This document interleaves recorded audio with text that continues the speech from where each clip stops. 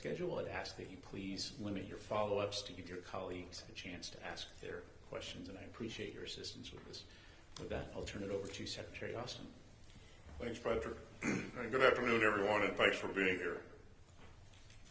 We've just wrapped up our 13th meeting of the Ukraine Defense Contact Group, and it once again demonstrated the unity and the resolve that have characterized this group ever since our very first meeting.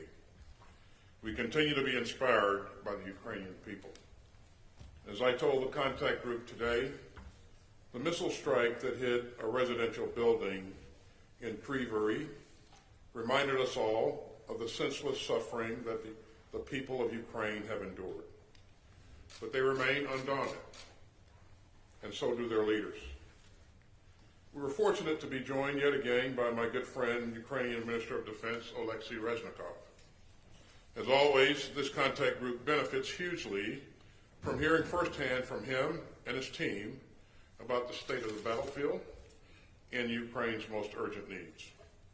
As I've told Oleksiy, we have great confidence in the training and the capabilities of the Ukrainian armed forces, thanks in large part to the tireless and combined work of the contact group's members.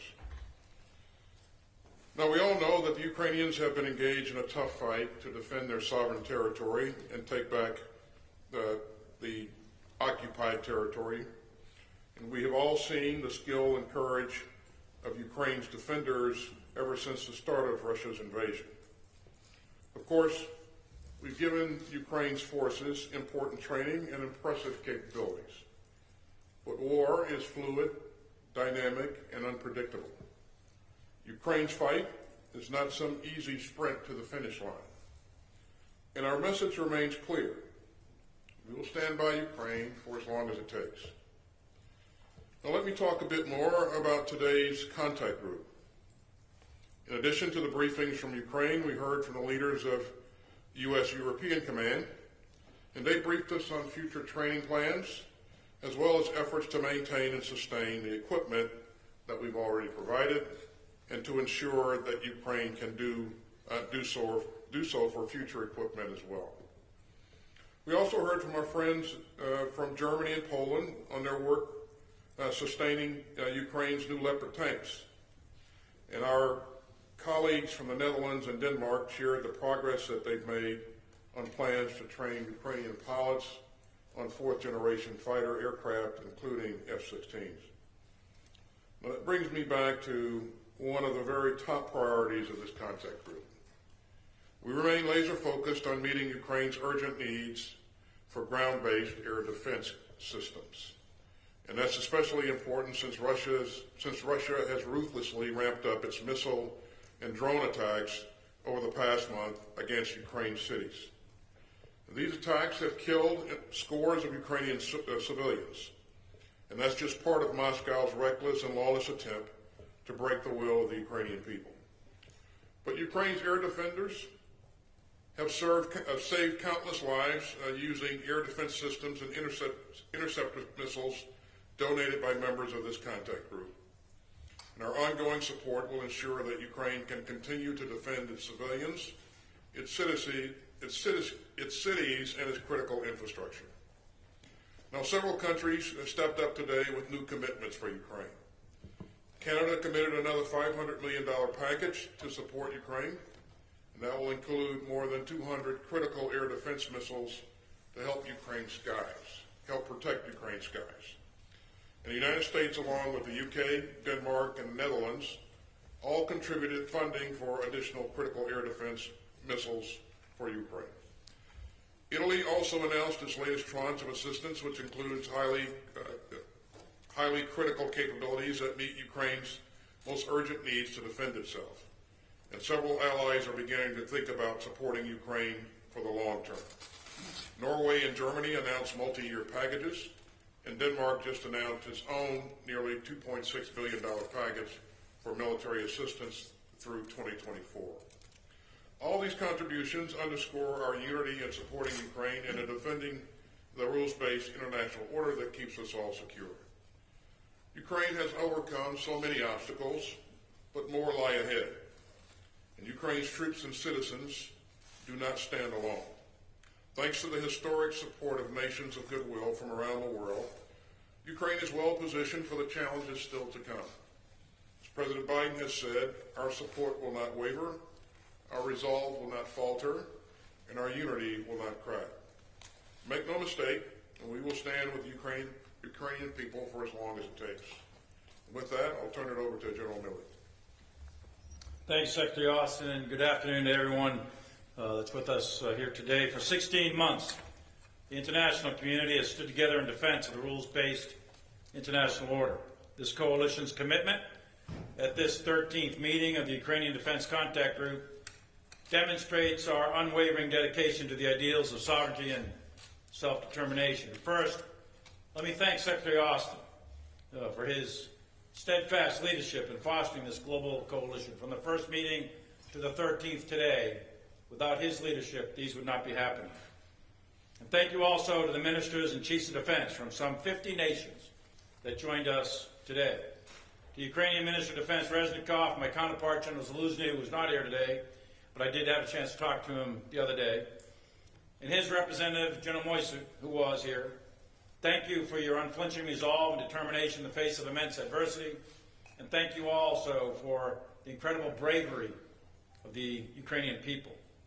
We stand here today, not simply as a group of nations, but as a united front, standing for the values that are much larger than ourselves. We stand for the bedrock principles of national sovereignty and liberty, principles that Russia's illegal and unprovoked invasion of Ukraine clearly undermined.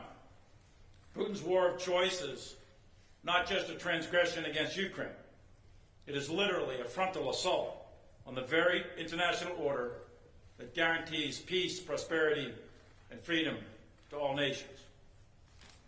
The brave Ukrainian people continue to demonstrate their spirit of resilience, fighting relentlessly to reclaim their homeland from Russian occupation. Each day, the Ukrainians fight not just with steel and weapons, but with the iron will of their spirit. As President Zelensky has announced recently, the Ukrainians have embarked on an offensive operation to liberate their country. They're in the early stages, and it's far too early to make any definitive assessments. But I can tell you that each day, the Ukrainians demonstrate the courage and tenacity needed to methodically regain their territory. We have said before that war is dynamic. It is a contest of wills. As the Secretary just said, it's uncertain, it's violent, and as always, high cost. But we can be sure that Ukrainian bravery, competency, and preparedness will carry the day. We can be confident that this contact group has given Ukraine the tools that it needs to succeed, and we know that the will of the Ukrainian people will continue to resonate far beyond their borders. In fact, it will resonate throughout the globe. Their actions echo the voices of all people who cherish freedom and the rights to determine their own fate against tyranny. Our assistance to Ukraine supports their cause to remain free and independent. It represents our commitment to what binds us as nations operating within the rules-based international order. We have and we will continue to offer wide-ranging support, from providing sophisticated combined arms capabilities to intelligence to training of Ukrainian forces to be more effective on the battlefield.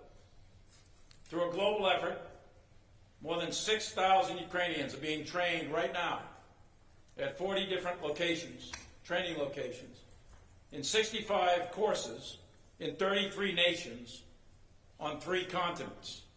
That is all happening right now, today.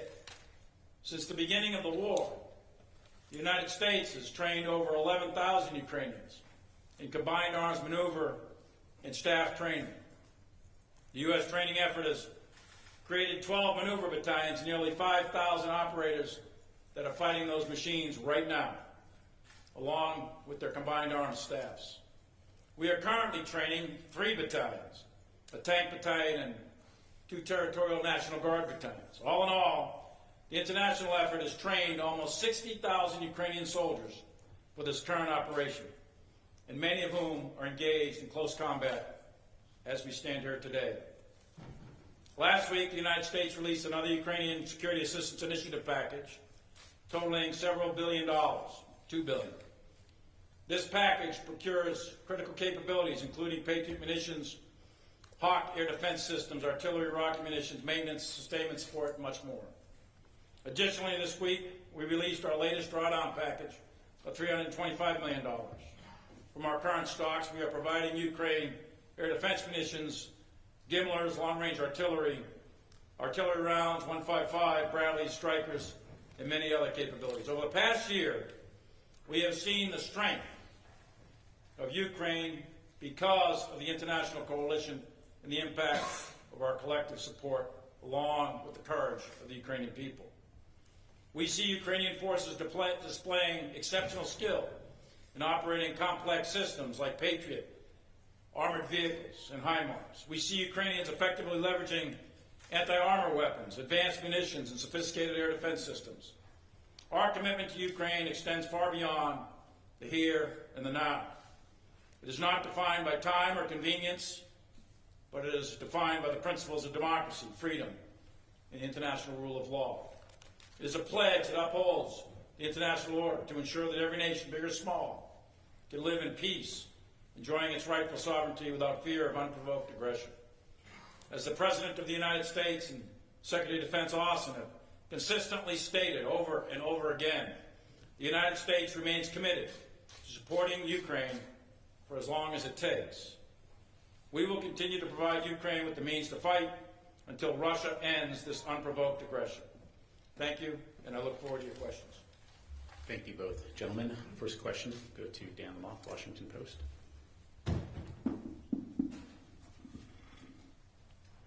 Gentlemen, good afternoon. Thanks for your time today. Question for Secretary Austin, please. We've started to see battlefield losses in this Ukrainian counteroffensive emerge online and otherwise. To what degree do they concern you? And do you anticipate additional commitments of U.S. fighting vehicles to bolster the counteroffensive as it moves forward? And then for General Milley, in light of this counteroffensive, there's the expectation that this could be a grinding, bloody slog that takes many months. To what degree and what kind of patience do you anticipate will be necessary, not just for Ukrainians, but the American people and taxpayers, and the military alliance that is supporting Ukraine as this goes on? Thank you. Thanks, Dan. Regarding battlefield losses of vehicles and equipment, this is a war. So we know that there will be battle damage on both sides. What's important is that, the Ukrainians have the ability to recover equipment that's been damaged, repair where possible, get that equipment back into the fight. And also that we have the means to continue to push capability forward. So there will continue to be battle damage. I think the Russians have shown us that same 5 vehicles about 1,000 times from 10 different angles. But quite frankly, the Ukrainians still have a lot of combat capability, combat power. So as you've indicated, this will continue to be a tough fight as we anticipated. And I believe that the element that does the best in terms of sustainment will probably have the advantage at the end of the day. So our focus is on making sure that we continue to push forward what Ukraine needs in order to be successful. So Dan, it would be very premature to put any estimates of how long time on an operation of this magnitude. There are several 100,000 Russian troops dug in prepared positions all along the front line, and Ukraine has begun their attack, and they are making steady progress. This is a very difficult fight. It is a very violent fight, and it will likely take a considerable amount of time and at high cost. But at the end of the day, as Napoleon once said, the moral is to the physical as 3:1. And the Ukrainian morale, their leadership, their skill, their tenacity, their resilience is very high. The Russians, on the other hand, their leadership is not necessarily coherent. Their troops' morale is not high. They've been sitting in defensive positions. Many of them don't even know why they're there. So we'll see. It's too early to tell, but we'll see how this plays out. Thank you, gentlemen. Let's go to the back here. ZDF, Florian Neumann. Thank you very much. Florian Neuhan from German TV, ZDF. Secretary Austin, one question. There's a growing frustration among Eastern European allies that they believe there is not enough support from your government, your administration towards a Ukrainian membership in NATO. Why are you so hesitant to give any more concrete signs that Ukraine will enter the alliance and that there will be some more promises which go beyond the Budapest clauses? Thank you. Well, thanks. I think you've heard us say over and over again that we continue to support Ukraine's NATO's open door policy. And each country will have a different path to accession. And so, again, I will further say that we remain where we were with Budapest, and so as we go forward here, I think you'll see allies and partners continue to work together to provide Ukraine what it needs to be successful, and also provide assurances going forward. So. Next question will go to Carla Babb, Voice of America. Mr. Secretary, Chairman, thank you both for doing this. Mr. Secretary, what has the U.S. committed to provide to the F-16 training program for Ukrainians, specifically trainers, munitions, jets, and can you provide us with any more details on the overall F-16 training plans? And Chairman Milley, the indictment of former U.S. President Trump includes a transcript of him discussing a classified document about plans to attack a country. How concerning is it to you that a former president, or any U.S. official for that matter, is willing to discuss classified military plans and consider using those plans to settle personal scores? Thanks, Carla. Let me start with the F-16 question here. First, let me say how much I really appreciate the Netherlands and Denmark stepping up to lead this consortium. And they are outlining the plan for training, and there are a number of other countries that have joined in and volunteered to help in this effort. And so this work continues.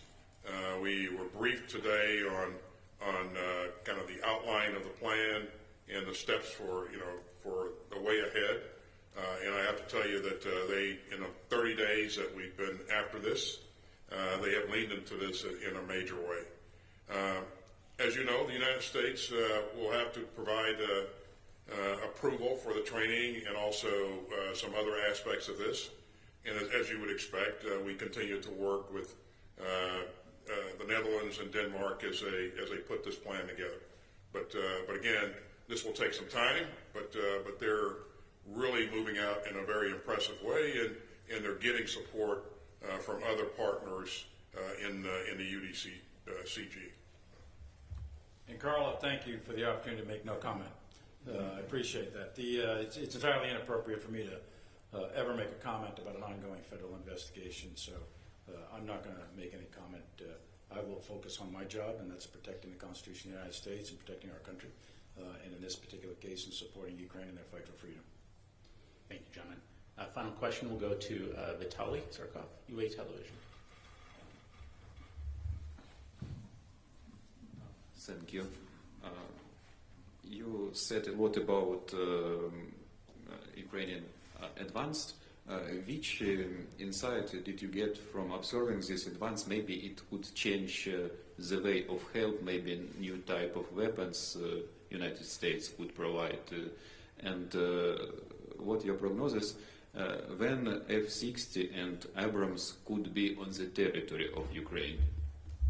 That's it. Thank you. Is that for me or the chairman? Well, we had a session today with a variety of countries. We're early in the planning process. I think there's an intent by several countries that have stepped up to take the lead, Netherlands and Denmark, in terms of the planning. So there's a lot of work left to be done. I think it would be premature to give a specific date on any time that F-16s or any other type of advanced aircraft will be employed in combat in Ukraine. There's a lot of work to do. You have to do language training, you have to do pilot training. You've got to get all the systems set in place. So those wheels are in motion, but we're a ways from completion of that project.